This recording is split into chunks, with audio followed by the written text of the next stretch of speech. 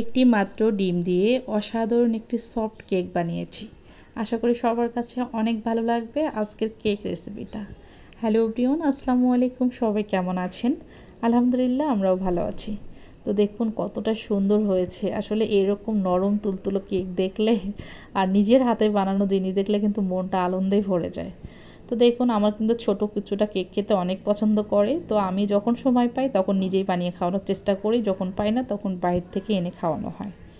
তো এখানে আমি 1 চামচ পরিমাণ চিনি আমি ব্লেন্ড করে নিলাম, একদমই গুঁড়ো করে। আর এটা চিনিটা গুঁড়ো করে দিলে আমার মনে হয় বেশি ভালো হয়, তখন এই যে নাড়াচাড়ার ঝামেলাটা একদমই কম থাকে। তো তারপরে একটা ডিম দিয়ে দিলাম, ডিমটাও আমি ভালোভাবে ব্লেন্ড করে নেব।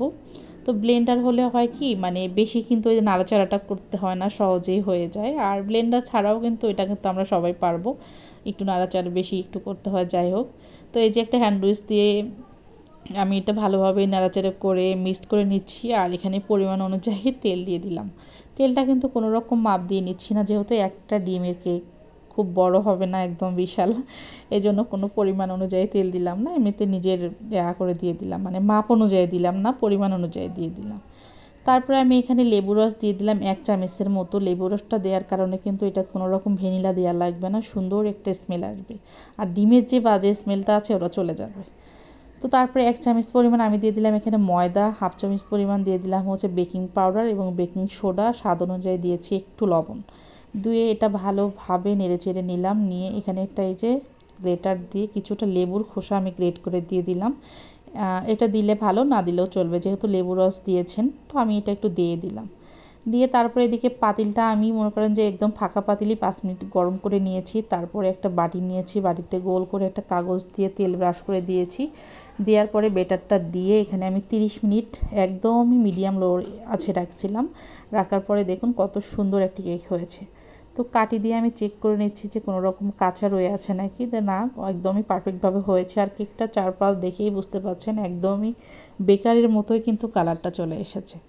তো এবার আমি চুলার জালটা নিভিয়ে দিয়ে 10 মিনিট পরে ঠান্ডা করে নিয়ে এটা আমি উঠিয়ে নিলাম। আর এটা কিন্তু এমনিতেই উঠে যাচ্ছিলো, এই যে চারপাশটা একদমই হালকা হয়ে আছে। তো এবার দেখুন পিছনের কালারটাও কতটা সুন্দর এসেছে। আর কাগজটা আমি উঠিয়ে নিচ্ছি। তো আমার ছেলে একদমই খাওয়ার জন্য রেডি হয়ে আছে, বড়জন, আর সে তো একদমই শুধু মানে এখনই খেয়ে ফেলবে এমন একটা অবস্থা। তো যাই হোক, একটা আমি আপনাদেরকে দেখাই কতটা সুন্দর হয়েছে, সফট। তো আমরা কিন্তু মোটামুটি এখন সবাই কেক বানাইতে পারি, আর যারা পারি না তারা কিন্তু এভাবে ট্রাই করবেন। অনেক সিম্পলভাবেই, একদম হেলদিভাবে বাসায় আমরা এভাবে কেক বানিয়ে খাইতে পারবো এবং ছোটো বাবুদেরকে খাওয়াতে পারি। তো দেখুন কতটা সুন্দর হয়েছে। আসলে নিজে হাতে বানানো জিনিস কিন্তু যখন একদমই পারফেক্ট হয় তখন কিন্তু নিজেকে মানে অনেক ভালো লাগে, অনেক খুশি লাগে। তো যাই হোক, এটা আমি কেটে নিচ্ছিলাম একদম পিস পিস করে। এই যে এই পিসগুলো আমার আজকে সারাদিন হয়ে যাবে, আর বাবু কিন্তু সারাদিনই মজা করে খেতে পারবে। মানে বেশি পরিমাণ বানাইনি, কারণ বাইসে খাওয়াবো না, মানে বাইসে তো বুঝতেই পারছেন বাসি খাবারের চেয়ে টাটকা খাবার অল্প করে খাওয়াই ভালো।